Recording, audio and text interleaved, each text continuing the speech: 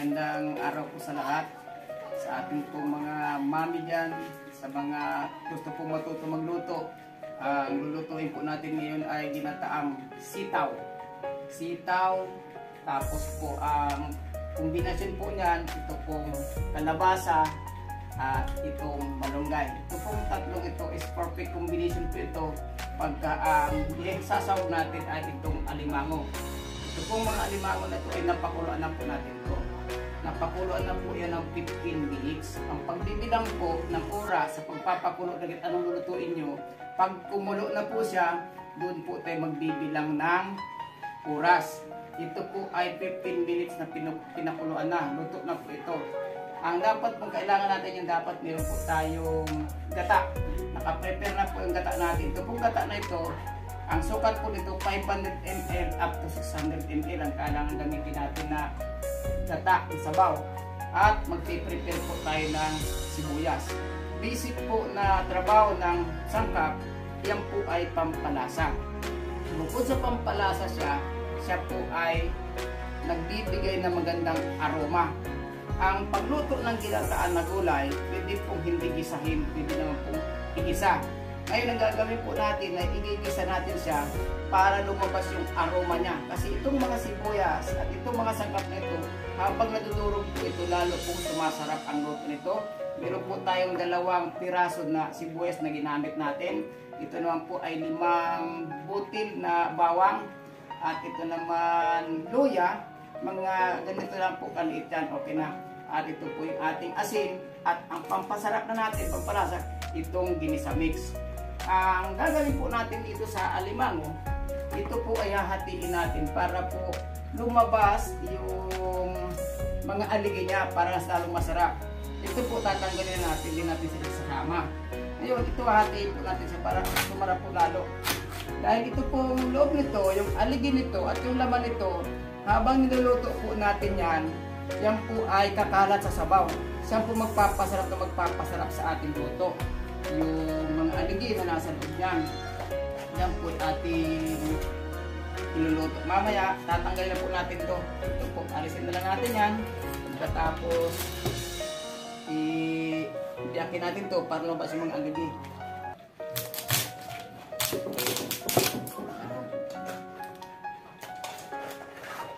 Ganito po ang pag-prepare ng ginataang sitaw, kalabasa at malunggay. Yan. Yan pong mga aligi na yan, habang niluluto natin, hahalo po sa sabaw yan, mas lalo magiging masarap yung ating luto.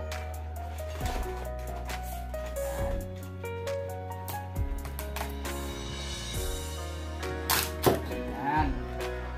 Tapos na po tayo na hiwain. Ang sunod po natin ay igigisa na po natin to. Sa paggisa po ng mga sangkap na ito, ang una po dapat na lagi nilalagay dyan ang bawang. Or pwede pong mauna itong luya. Pero ang basic po talaga, ang dapat mauna dyan bawang. Ngayon, bago po natin ilalagay itong bawang ito, kailangan po ang kawali natin, pinainit na natin. Pag mainit na po ang kawali, sunod naman natin ilalagay ang mantika. Dapat mainit na po, mainit na siya. Kasi pag kayo po ay naglagay ng bawang na hindi pa po mainit ang mantika, ito po ay hindi lalabas ang bango nito, yung aroma nito. Lalabas po ang tunay na aroma, ang bango ng bawang, pagka po ang mantika ay mainit na. Pag nilagay nyo na po yan, maghahalimuyak po kagad ang amoy niyan. Kaya nagigisa pa lang, ay masarap na po sa pang-amoy dahil may technique po yan po sa pagigisa. Huwag kang maglalagay ng mga sangkap na ito na ang mantika o hindi pa mainit. Hindi po masyadong mabango, hindi mo mapapalabas ang tamang aroma ng mga sangkap na ito. Pero pagkatama po procedure, importante po kasi yung proseso sa pagluluto. Kaya kung kayo po ay hindi marunong magluto, pag inulit-ulit nyo po na panoorin ang video na ito, sasabihin ko po sa inyo, 3 days nyo panoorin ito, perfect nyo na po, magaling na po kayo magluto. Una po natin ilalagay dyan ito pong bawang, sunod po itong sibuyas, sunod naman po itong luya. Tapos, sunod-sunod po yan, step by step po ang pakita ko sa inyo. Tara, magluto na po tayo. Tayo po ay igigisa na natin yung mga sangkap natin para makaluto na tayo. Ang kailangan po, bago kayo maglagay ng mantika, dapat po umuusok na sa init ang kawali bago natin nilagay yung mantika. Mantika po, mga 3 kutsara po ito. Yan. Pagka mainit na po ang mantika, saka naman po natin ilalagay yung mga sangkap. Sunod-sunod po yan. Una yung bawang, sunod po yung sibuyas, sunod naman po yung luya, tapos susunod na po natin yung gata. Yan. Yan po, mainit na. Yan. Dito, pagka ganyan po kung nakikita nyo umuusok na, ibig sabihin po yan, mainit na po ang mantika natin. Pagka mainit na po, pwede na po natin ilagay yung bawang. Paglagay ng bawang, lalabas na po dyan yung amoy niyan. Paglapag pa lang po niya, lalabas na yung amoy niyan. Yan, mabango na po kagad yan. Yan. Tapos, sunod na po natin yung sibuyas.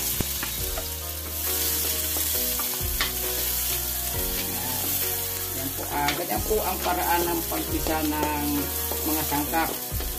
Ito pong bawang na ito at ito pong sibuyas na ito, pag naluto na po yung ginataan natin, durog na po yan. Mas masarap na po yung ating luto. Kailangan po ay pag naggigisa kayo, huwag nyong susunogin yung sangkap. Kailangan brown lang po siya. Pwede nyo na po yan itabi lang. Tapos gigisahin din po natin yung ating luya. Yan. Dahil okay na po siya, itatabi po muna natin sa gilid. Lagyan natin niya sa gilid para ito namang luya ang ating igigisa. Yan. Naman pong luya. Kaya po natin sa ginisa, optional po. Pwede naman pong igisa, pwedeng hindi. Optional po ito. Kaya lang po natin sa iginisa para mapalabas natin ang aroma ng mga sangkap na ito. Para po mas lalong malasa at masarap yung ating luto. Ito pong gulay na ito po ay Bicolano version po ito. Luto po ito ng Bicolano. Ginataang kalabasa, kombinasyon ng sitaw at yung malunggay. Ito po ang panatin yan. Pagkatapos po natin na maigisa na siya, sunod po natin ilalagay itong gata. Ito pong gata, kailangan po dito sa gata, ito ay hindi po natin ito tatakpan. Ang sikreto po ng masarap na luto na ginataan, kahit ano pong ginataan yan, kailangan po palulutuin muna natin ang gata. Huwag natin ang gata lalagyan ng gulay na hindi pa po ito luto. Malalaman nyo po na luto na ito, kulay brown na po siya. At hanggang hindi po natin inilalagay ang gulay, hindi po natin ito pwedeng pigilan na ito ay haluin. At pagka nailagay na rin po ang gulay, kahit anong luto po, basta gata, huwag nyo pong tatakpan yan. Bakit? Pag tinakpan nyo yan, yan po ay mapupunta sa takip ang kanyang mga gata. Katulad po nito, ito po ay bawal. Huwag po natin itong gagawin sa pagluluto na ito ay tatakpan natin. Yan. Ito po ay bawal po ito. Bawal pong takpan yan. Kasi pag tinakpan mo po yan, pagka kumulo po yan, mapupunta dito ang lahat ng mga gata. Ang maiwan doon ay tubig na lang. Wala na pong halos lasa ng ginataan yung ating niluto. Dahil napunta na po sa takip. Ngayon, para po yan ay hindi magbilog, kasi po itong gata na to, pag ito po ay kumulo, magbibilog po yan. Ang gawin nyo po para hindi magbilog, ganito nyo lang siya. Paikot-ikutin nyo ang sandok sa loob ng kawali para hindi mamuo. At yung mga namumuo sa gilid, kukunin po natin yan. Yan. Para po pagka naluto siya, lahat po nasabaw dyan, yan po ay may gata. Hindi po maghihiwalay ang tubig sa kayong gata. Kasi pag ito po hindi natin hinalo at ito po ay kumulo na, naghihiwalay po ang tubig sa gata at mapupunta po sa gilid ng kawali yung gata niyan, at ang maiwan sa gitna, tubig na lang. At hindi po masarap ang luto niyan. Sa mga ginataang ulam po, ang the best po magluto dyan ay mga Bicolano. Yang mga Uragon dyan sa Kabikulan, sa anong na probinsya ng Bicol. Shout out sa endo mga Manoy. Maluto kita ng Manoy ng pinakamasiram na kalabasa. Ayan po, oh. Nakikita nyo po, kumukulo na po yan eh. Yan, pag kumulo po yan, pupunta po sa gilid dyan. Yan. Ang gagawin po natin ay kulay brown na at luto na po yung gata.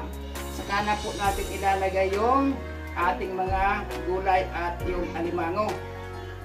Ang uunahin po natin dyan yung ito pong kalabasa. Sunod na po yung sitaw. Malunggay naman po ilalagay natin yung pagkaluto na. Hindi po natin lalagay na hindi pa siya luto. Yan po. Magbubuo-buo po yan dito sa gilid ng kawali pagka yan po hindi natin hinalo. Yan. Kaya para po mag-mix, ang pantay ang halo niya ng tubig at gata, kailangan po tuloy-tuloy niyo pong haluin. Huwag niyo pong pababayaan na kumukulo yan. Ayan po ay hindi niyo hinahalo kasi mabuukit. Yan po magilid na yan. Gata po yan. Kukunin po natin yan. Yan. Gata po yan. Maghihiwalay po yan sa tubig.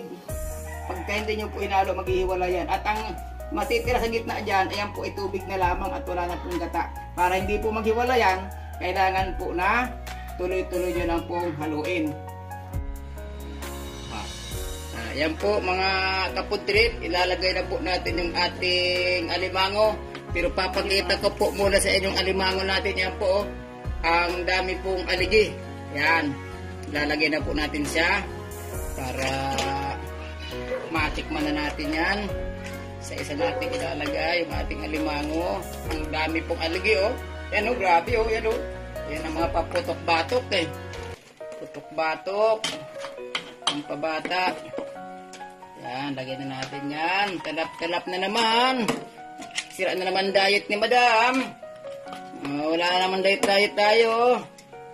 Yan po, kulay brown na po yung ating gata. Kaya yan po ay luto na bago natin ilagay. Itong mga galamay, ilagay po natin kasi pampalasa po yan. Yan, pampalasa pa po yan. Yan, yung galamay isama lang natin para may pampalasa pa. Yan naman po ay malinis. At yan ay may mga laman pa ang galamay na yan.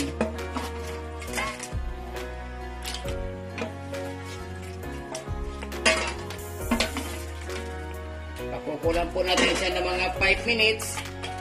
Saka naman po natin lalagay yung ating kalabasa. Pero habang pinapakuluan natin, laan po natin ang konti ang apoy para huwag matuyo yung ating sabaw. Alalay lang po ang apoy. Yan. Kasi pagka malakas po ang apoy niyan, yan naman po yan ay matutuyo. Tapos lalagyan na po natin ng asin. Isang kutsarita lang po asin. Yan. Lagyan na po natin ng asin. Pag naka 5 minutes na po tayo, na kumukulo yan, lalagay po natin yung kalabasa, itatabi natin yan, para yung kalabasa naman maluto. Yan, ganito lang po ang pagluto ng ginataang kalabasa, sitaw at malunggay na ang sahog po ay alimango. Pagtsatsagaan muna po natin ng alimango, kasi ito lang nahuli natin, alimango. Magkano ba kilo alimango ngayon? Mura lang. Mura lang alimango natin. Pinababa 500 ang kilo. Ang ating alimango sa ngayon. Yan, kumukulo. Mabango na, mabango. Naamoy ko na siya, naamoy ko na. Ngayon, ilalagay naman po natin yung kalabasa. Itatabi lang muna natin itong mga malalaki na to para yung kalabasa naman ay maluto. Sasabay na po natin yung sitaw kasi po ang sitaw saka itong kalabasa sabay po sa maluluto. Yan. Sabay lang sa maluluto. Wow, talap-talap naman. Talap. Ito po yung ating sitaw. Yan. Papailalim natin siya dito sa mga alimango. Kasi ang alimango natin ay luto na. Ito naman ating mga gulay ang kailangan natin lutuin ay ipapailalim na po natin yan. Lagyan natin sa lalim yung mga gulay natin at sa ibabaw yung mga alimango para po maluto yung ating gulay. Yan. Kukulang po natin yan ng 5 minutes. 5 minutes po ay luto na yan. Yan. Mamaya po ay may alimango na tayo. Yan ang pagluluto po ng ginataang sitaw, kalabasa, malunggay na may sawg na limango, Bicolano version. Yan po mga Oragon. sa 6 na probinsya kang Camarines, 6 na probinsya Region 5. Binabati po natin sila. Mga residente ng Camarines Norte, Camarines Sur, Albay, Sorsogon, Masbate, and Catanduanes. Sila po yung mga naninirahan sa Bicol. Yung 6 na yan. Yan. Sarap naman. Sarap. Yan po yung ating ginataang alimango. Yan po ay kumukulo po. Maka 5 minuto na po tayo. Malapit na po maluto yung ating sitaw at yung ating kalabasa. At ilalagay po natin yung ating malunggay. Pagka ito po ay luto na, at hahanguin na po natin. Kasi malunggay naman po, pag napadikit naman sa init yan, yan po ay luto na. Ngayon ay titikman na po natin ito. Kung ano na ang lasa ng ating niluto. Sira na naman ang dahit natin yan. Yung mga membro po ng media, yung media bitis, dahan-dahan lang po sa kain. Mapapasarap kayo dito. Yung mga member ng media, sino po sila? Yung media bitis. Yan po, tikman na natin. Wow! Sarap talaga. Kulang po siya sa kunting asin. Ilagyan natin ng kunting asin. Yan, kunting asin. Ilagyan natin siya. Tapos, lagyan natin yung Ginisa Mix.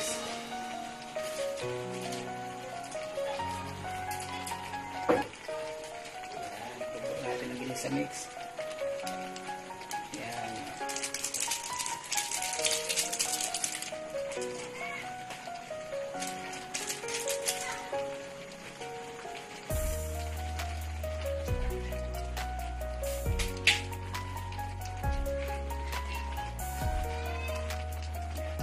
Kunting halo-halo lang po yan. Kunting halo-halo lang.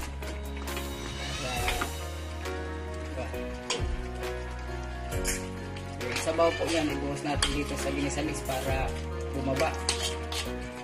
Biligyan natin sila ng kunting sabaw para umalo yung mga sangkap natin o yung pampalasa natin na Ginisa Mix. Yan. Hindi na po tayo gagamit dito ng MSG. Yung bitsin, hindi na po. Yun na pong Ginisa Mix ang ating pampalasa. Yan na po ang pampalasa natin dito. Yan. Itong pinakamasarap. Ako, mamaya po magmamantika yan. Maglalangis yan. Yan po, tinan yung gata nyo. Luto na po. Kulay brown po siya. Yan. Ang iba po dyan ay hilaw. Pagka hilaw po ang gata, hindi po masarap ang luto. Pagka ginataan po ang ating ulam. Kailangan po lutong-luto ang gata para po lubas ang tamang lasa. Yan po ang ating ginataang kalabasa na meron siyang sitaw, meron siyang malunggay at may alamang. Yan na po mga mami, mga kapultrip, ilalagay na po natin yung ating malunggay. Yan. Yung malunggay natin, yan po ang perfect combination ng sitaw, kalabasa at alimango. Talaga po naman yan. Talagang masarap na masarap yan. Yan. Yan. Ilalagay na po natin. Yan po pinaka-toppings natin, yung ating malunggay. At mamaya ay hahaluin na po natin siya. Pagkatapos nating haluin po yan, yan po ay luto na. Pwede na po natin i-serve sa ating mga kasambahay. At kung gusto nyo po na paninda, maaari nyo po itong ibenta. At ito po ay first class na ulam, itong ating niluto. Yan. Yan po ating kalabasa. Mango. Atay mo muna. Yan po, luto na po ang ating ulam na ginataan na kalabasa, sitaw at malunggay na may saupok alimango.